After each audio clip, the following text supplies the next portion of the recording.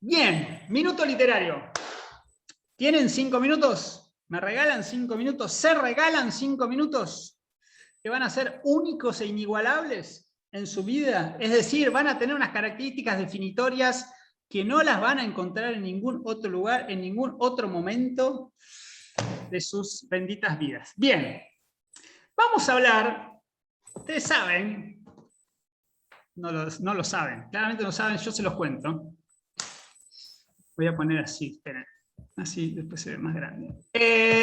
Mis padres están en Italia, porque mi hermano vive allá y nació mi sobrina, Abril, que es hermosa, todavía no la conozco por la bendita pandemia, pero yo voy a ir, y mis padres están allá. Entonces, como tributo, vamos a leer un cuento. ¿Alguien de ustedes lo mencionó en la clase de las fichas, que es este libro?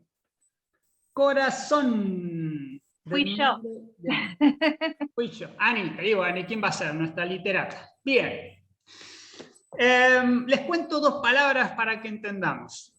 Después de la Revolución Francesa, después de que Napoleón quiso conquistar todo el mundo, después de que estaban todos separados de muchas guerras y algunos imperios que subían y bajaban, bueno, en Italia se empieza a dar todo un movimiento independentista que llevó adelante Mazzini, Garibaldi, Conde de Cavour, unos cuantos ahí.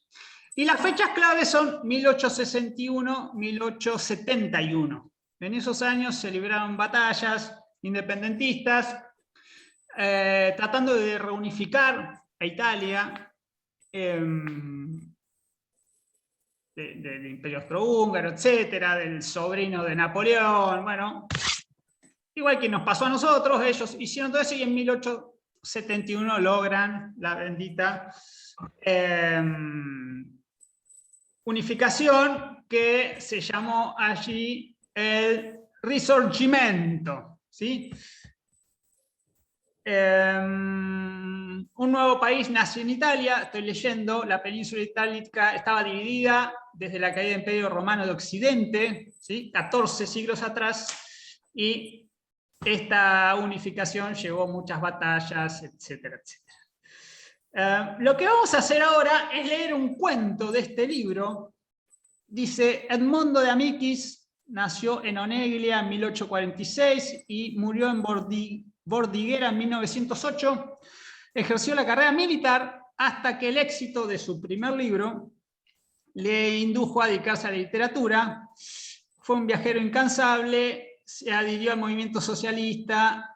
En 1886 escribe este libro que tiene relatos de intención didáctica y ambientación popular. Es un clásico juvenil que exalta el sentimiento humanitario, nacionalista también, porque había que crear ese sentimiento común, ¿sí? De varias partes que se unían, y una visión optimista de la vida, etcétera, etcétera. El libro tiene muchos, digamos, va siguiendo una historia, pero cada tanto tiene un cuento que el padre le lee al hijo, un cuento semanal se llama. Nosotros vamos a leer uno que se llama El pequeño escribiente florentino. Entonces, de Edmondo de Amicis, este cuento semanal. Hay otro que termina hablando de Buenos Aires. Bueno, pequeño escribiente florentino. Dice así. Estaba en el 4º curso. Era un agraciado florentino de 12 años, de cabellos negros y rostro claro, hijo mayor de un empleado de ferrocarriles, que vivía en la estrechez a causa de la numerosa familia y del escaso sueldo. Su padre lo quería mucho, era bueno e indulgente con él. Indulgente en todo menos en lo tocante a la escuela. En eso exigía mucho y se mostraba severo porque el hijo debía estar cuanto antes en condiciones de obtener un empleo para ayudar a la familia. Y para llegar a ser un muchacho de valía, en poco tiempo debía esforzarse mucho. Y aunque el chico era estudioso, continuamente lo exhortaba a su padre a estudiar. Era un hombre de bastante edad, que también envejecía prematuramente por el trabajo excesivo. Sin embargo, para proveer a las necesidades de la familia, además del pesado trabajo que le exigía su empleo, cogía también, aquí y allá, faenas extraordinarias de copista y pasaba buena parte de la noche ante su escritorio. Últimamente había recibido de una editorial que publicaba periódicos y libros de por entregas, el encargo de escribir sobre fajas los nombres y direcciones de los suscriptores, ganando 3 liras por cada 500 de estas tiras de papel escritas con caracteres grandes y irregulares. Pero esta tarea lo cansaba, y con frecuencia se quejaba de ello con la familia durante la comida. Mis ojos se debilitan, decía, este trabajo nocturno está acabando conmigo. El hijo le propuso un día, papá, déjame trabajar en tu lugar. Tú sabes que escribo como tú, con tu misma letra. Pero el padre repuso, no, hijo, tú debes estudiar. El colegio es mucho más importante que mis fajas. Te lo agradezco, pero no quiero, no vuelvas a hablarme de eso. El hijo sabía que con su padre aquellas cosas era inútil insistir y entonces no insistió. Pero he aquí lo que hizo. Sabía que puntualmente, a medianoche, su padre dejaba de escribir y salía de su cuartito de trabajo para dirigirse a la alcoba. Más de una vez lo había escuchado. En cuanto terminaban de sonar las 12 campanadas del reloj, se oía el ruido de la silla y el paso lento de su padre. Una noche esperó a que estuviera en la cama, se vistió muy despacio, anduvo a tientas hasta el cuartito, encendió el quinqué, se sentó en el escritorio donde había una pila de fajas y la lista de direcciones y comenzó a escribir, imitando exactamente la caligrafía de su padre. Escribía de buena gana, contento, con un poco de miedo, sí, pero las fajas se amontonaban. De vez en cuando dejaba la pluma para frotarse las manos y después comenzaba con más diligencia, aguzando el oído y sonreía. Había escrito 160 fajas, 1 lira. Entonces se detuvo. Dejó la pluma donde la había encontrado, apagó la luz y volvió a la cama de puntillas. Al día siguiente, a mediodía, el padre se sentó a la mesa de buen humor. No se había dado cuenta de nada. Hacía aquel trabajo mecánicamente, llevando la cuenta de las horas y pensando en otra cosa, y no contaba las fajas escritas hasta el día siguiente. De buen humor, dando una palmada sobre el hombro de su hijo, exclamó: Julio, tu padre es todavía un buen trabajador, ¿qué te creías? Anoche, en 2 horas, hice 1/3 más de lo acostumbrado. La mano está ágil todavía, y los ojos siguen cumpliendo con su deber. Julio, contento, mudo, decía para sí: pobre papá, además de la ganancia, también le doy la satisfacción de creerse rejuvenecido. Pues bien, ánimo, se dijo. Alentado por aquel éxito, la noche siguiente, en cuanto dieron las 12, ¡pum!, arriba otra vez y al trabajo. Y así continuó durante varias noches. Y su padre, que no se daba cuenta de nada, solo una vez mientras cenaban exclamó: ¡qué extraño! ¿Cuánto petróleo se gasta últimamente en esta casa? Julio se sobresaltó, pero el comentario no pasó de ahí. Y el trabajo nocturno siguió adelante.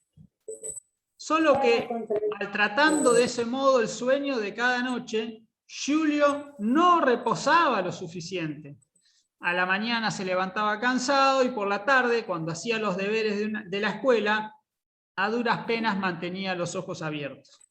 Una tarde, por primera vez en su vida, se quedó dormido sobre el cuaderno. ¡Ánimo, ánimo!, le gritó su padre dando palmadas. ¡Sigue trabajando! Dio un respingo y retomó el trabajo. Pero la tarde siguiente y los días sucesivos ocurrió lo mismo, y aún peor. Dormitaba sobre los libros, se levantaba más tarde que de costumbre, estudiaba la lección descuidadamente. Parecía disgustarle el estudio. Su padre comenzó a observarlo, luego a preocuparse y finalmente a hacerle reproches. Nunca había debido hacérselos. Julio, le dijo una mañana, tú me decepcionas. Ya no eres el mismo, eso no me gusta. Ten en cuenta que todas las esperanzas de la familia están puestas en ti. Estoy disgustado, ¿comprendes? Ante este reproche, el primero verdaderamente severo que recibía, el chico se turbó. Sí, dijo para sus adentros, es verdad. Esto no puede continuar así, es necesario que este engaño termine. Pero aquella misma noche, durante la cena, su padre exclamó alegremente, este mes, escribiendo fajas, he ganado 32 liras más que el mes pasado. Y una vez dicho esto, sacó debajo de la mesa un paquete de dulces que había comprado para festejar con sus hijos la ganancia extraordinaria y que todos acogieron con aplausos.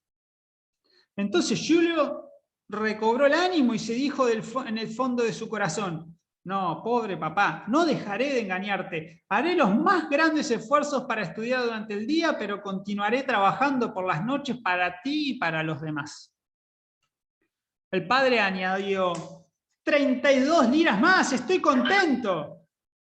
Pero ese, y señaló a Julio, ese es el que me da disgustos. Julio recibió el reproche en silencio, conteniendo 2 lágrimas que querían escapársele, pero sintiendo al mismo tiempo una gran dulzura en el corazón. Y continuó trabajando impetuosamente. Pero el cansancio se acumulaba, resultándole cada vez más difícil resistirlo. La cosa duraba ya 2 meses. El padre continuaba regañando al chico y lo miraba con enojo creciente. Un día fue a pedir informes al maestro.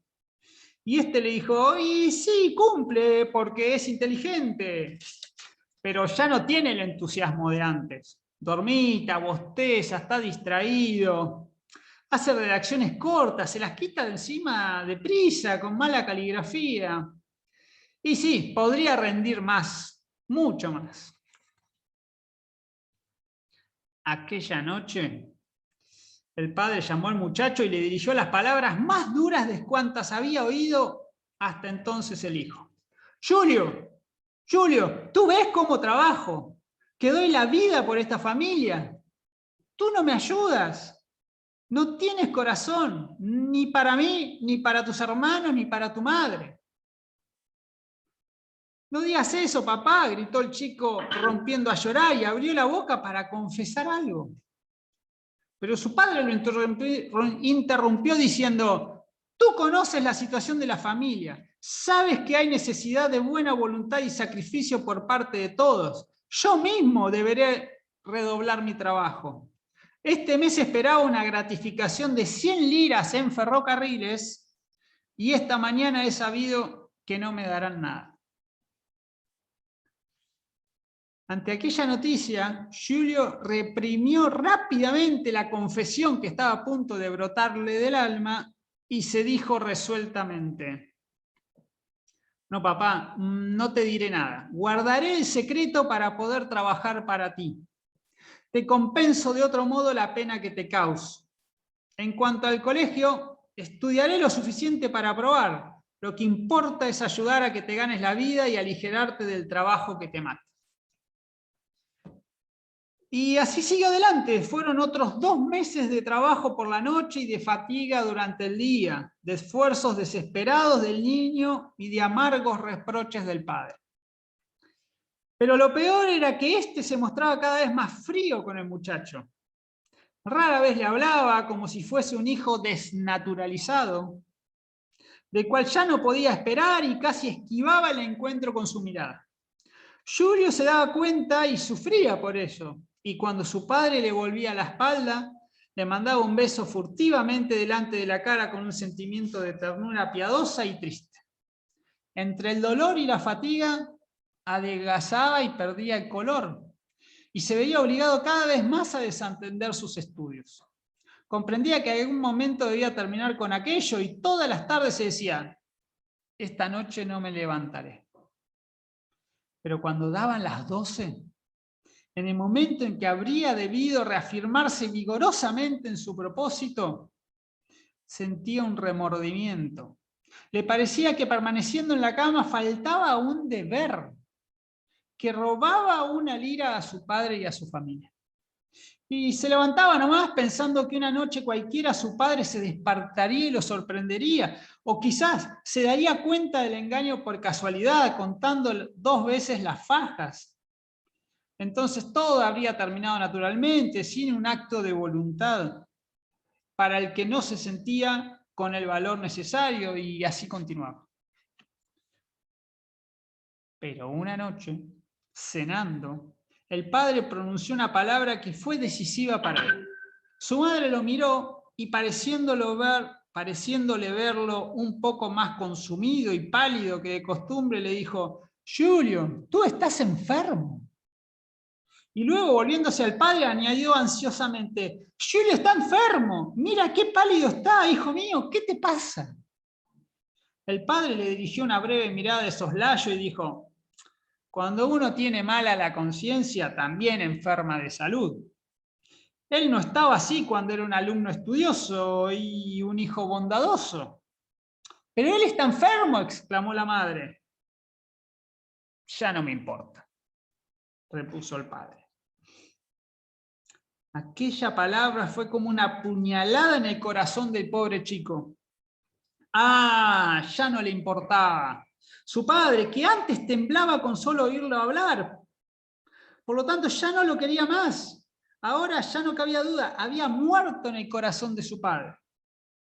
Oh, no, papá, dijo para sí el chico, con el corazón encogido por la angustia. Ahora se ha acabado de verdad. Yo sin tu cariño no puedo vivir. Lo quiero entero nuevamente, te lo diré todo. No te engañaré más. Estudiaré como antes, suceda lo que suceda, para que vuelvas a quererme, papá.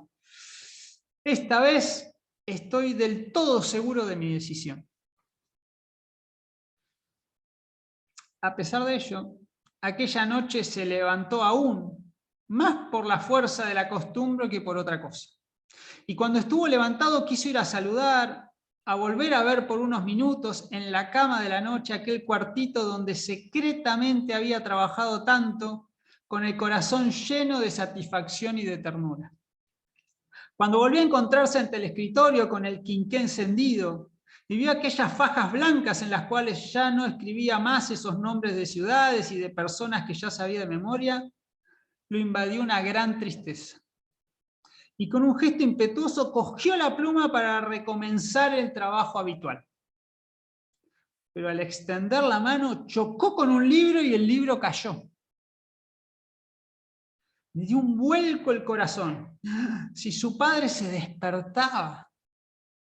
Claro está que no lo habría sorprendido cometiendo una mala acción. Él mismo había decidido contárselo todo y, sin embargo, oír acercarse a aquellos pasos en la oscuridad, ser sorprendido a aquella hora, en aquel silencio. Su madre se habría desesperado y asustado, despertado y asustado.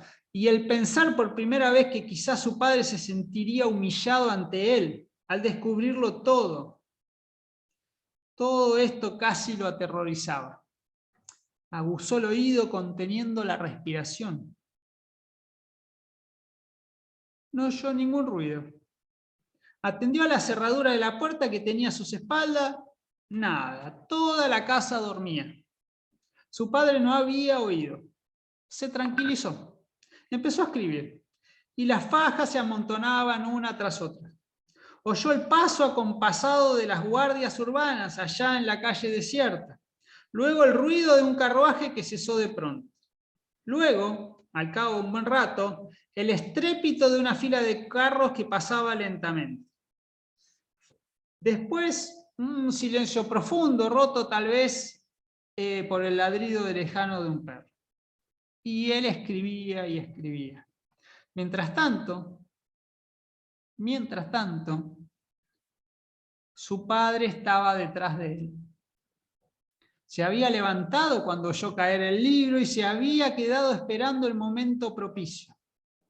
El estrépito de los carros había ahogado el crujido de sus pasos y el ligero rechinar de la hoja de la puerta, y estaba allí, con su blanca cabeza sobre la cabecita negra de Giulio.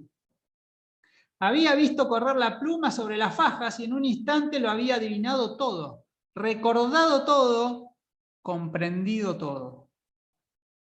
Un arrepentimiento desesperado, una ternura inmensa lo había invadido y lo tenía clavado, sofocado allí, detrás del niño. De pronto, Giulio lanzó un grito agudo. 2 brazos temblorosos le habían estrechado la cabeza. ¡Oh, papá, papá! ¡Perdóname, perdóname! Gritó reconociendo a su padre por el llanto. Tú eres el que debe perdonarme, respondió el padre sollozando y cubriéndole la frente de besos. He comprendido todo, lo sé todo. Soy yo el que te pide perdón, hijo mío. Ven, ven conmigo. Y se lo llevó hasta la cama de la madre despierta y lo echó en sus brazos, diciéndole: besa a este ángel, a este hijo que desde hace 3 meses no duerme y trabaja por mí mientras yo lo mortifico el corazón. A él, que es el que gana nuestro pan. La madre lo abrazó y lo tuvo sobre su pecho sin poder dar con su propia voz. Y después le dijo: a dormir enseguida, hijo mío, vete a dormir y a descansar. Llévalo a la cama. El padre lo cogió en brazos, lo llevó a su cuarto, lo puso en la cama, siempre jadeando y acariciándolo, le arregló las almohadas y las mantas. Gracias, papá, repetía el chico, gracias. Pero ahora acuéstate tú. Yo estoy contento, vete a la cama, papá. Pero su padre quería verlo dormido. Sentado junto a la cama, le cogió la mano y le dijo: duerme, duerme, hijito mío. Giulio, extenuado, se durmió finalmente y durmió muchas horas disfrutando, por primera vez en muchos meses, de un apacible descanso, alegrado por felices sueños. Y cuando abrió los ojos, después de mucho tiempo de resplandecer ya el sol, sintió primero y después vio, junto a su pecho, apoyada en el borde de la cama, la cabeza blanca de su padre, que había pasado la noche así y dormía aún con la frente sobre su corazón. Edmondo de Amicis, corazón. Fíjense las veces que nombra la palabra corazón. Espero les haya gustado. Nos vemos la clase que viene. Nos vemos la clase que viene, profe. Gracias. Adiós. Gracias. Buenas tardes. Muchas gracias. Voy a buscar las notas. Voy a buscar las notas. Malo. Adiós. No sea malo.